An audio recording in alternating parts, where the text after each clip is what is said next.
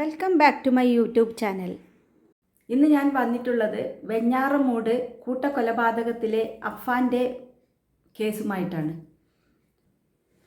അഫ്ഫാനെ തെളിവെടുപ്പിനായി വെഞ്ഞാറമൂട് കൊണ്ടുപോകുമ്പോഴും അവൻ്റെ ഒരു ആറ്റിറ്റ്യൂഡ് നിങ്ങളെല്ലാവരും കണ്ടു കാണുമല്ലോ. ഒരു കൊലപാതകമെല്ലാം താനാണ് ചെയ്തതെന്നുള്ള ലെവലേശം മാനസികമായ ഒരു വിഷമവും കൂടാതെയാണ് പോലീസുകാരോട് അവൻ സഹകരിക്കുന്നത്.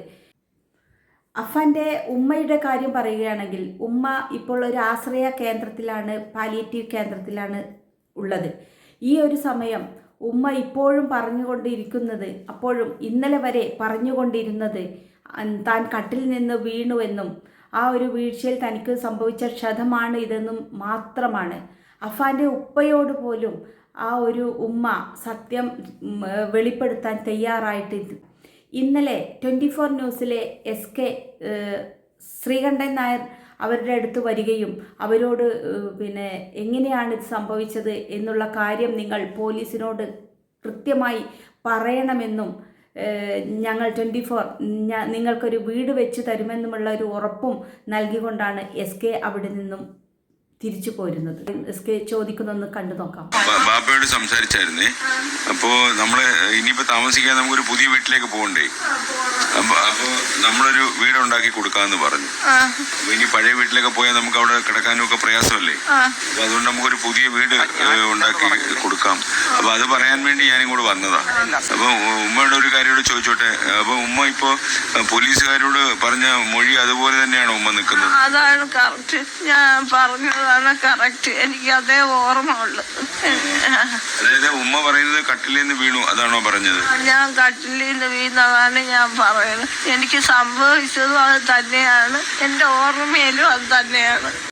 SK കണ്ടപ്പോൾ തന്നെ ആ ഉമ്മ ആദ്യമായി പറഞ്ഞത്, എൻ്റെ ചെറിയ മകനോ പോയി, ഇനി എൻ്റെ മൂത്ത മകൻ മാത്രമാണ് എനിക്ക് ആശ്രയമായിട്ടുള്ളത്. ആ ഒരു മൂത്ത മകനെ ഇറക്കിത്തരണേ സാറേ എന്നാണ് ആ ഉമ്മ പറഞ്ഞിട്ടുള്ളത്. എങ്ങനെ ഈ ഉമ്മയ്ക്ക് ഇങ്ങനെ പറയാൻ കഴിയുന്നു? തൻ്റെ മകനെയും തൻ്റെ കുടുംബക്കാരെ മുഴുവൻ കൊന്നൊടുക്കിയ ഈ അഫ്ഫാനെ എതിരായിട്ടല്ലാതെ അവരെ സപ്പോർട്ടായിട്ട് എങ്ങനെ ഇങ്ങനെ ഒരു ഉമ്മക്ക് പറയാൻ കഴിയുന്നു എന്നുള്ളത് വളരെ ആശ്ചര്യമായ ഒരു കാര്യമാണ്. ഉമ്മയുടെ നിർണായക മൊഴി പുറത്തു വന്നിരിക്കുകയാണ്.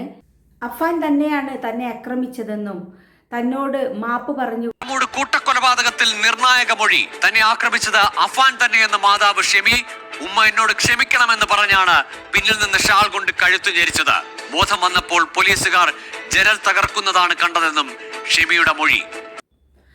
തൻ്റെ രണ്ടാമത്തെ മകൻ മരണപ്പെട്ടു എന്ന് അറിഞ്ഞിട്ട് പോലും, കൊല ചെയ്യപ്പെട്ടു എന്ന് അറിഞ്ഞിട്ട് പോലും അഫ്ഫാന് എതിരെ ഇതുവരെ ശബ്ദിക്കാതിരുന്ന ഈ ഉമ്മ അഫ്ഫാന് എല്ലാവിധ സപ്പോർട്ടും കൊടുത്തുകൊണ്ട് ഇത്രയും കാലം അവനെ ഈ ഒരു രീതിയിലേക്ക് അവനെ വിടുവാൻ ഈ ഒരു ഉമ്മ തന്നെയാണ് കാരണമെന്നാണ് എൻ്റെ ഒരു അഭിപ്രായം.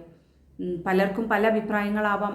സാമ്പത്തിക അച്ചടക്കം നമ്മൾ നമ്മുടെ കുടുംബത്തിൽ നിന്ന് തന്നെ പരിശീലിക്കേണ്ടതാണ്. ഈ ഒരു കുടുംബ അച്ചടക്കമില്ലായ്മയാണ് ഈ ഒരു അഫ്ഫാൻ്റെ ഈ ഒരു കൂട്ടക്കൊലപാതകത്തിലേക്ക് നയിക്കാനുണ്ടായ കാരണം. നമുക്ക് എത്രമാത്രം സാമ്പത്തികമുണ്ട് അതിനനുസരിച്ച് നമ്മൾ നമ്മുടെ മക്കൾക്ക് പറഞ്ഞു കൊടുത്ത് വളർത്താനുള്ളൊരു സാഹചര്യം എല്ലാ പാരൻസും എടുക്കേണ്ടതാണ്. ഈ ഒരു മൊഴിയിൽ ഇനിയും കൂടുതൽ കാര്യങ്ങൾ അഫ്ഫാൻ്റെ ഉമ്മ തുറന്നു പറയേണ്ടിയിരിക്കുന്നു.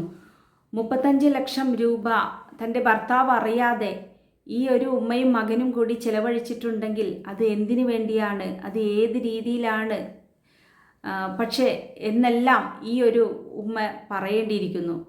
നമ്മളെപ്പോഴും ശ്രദ്ധിക്കേണ്ടത് മക്കൾ എല്ലാ കാര്യങ്ങളും അറിഞ്ഞ് അവരെ സാമ്പത്തിക അച്ചടക്കത്തിൽ നമ്മൾ വളർത്തുക എന്നുള്ളതാണ്.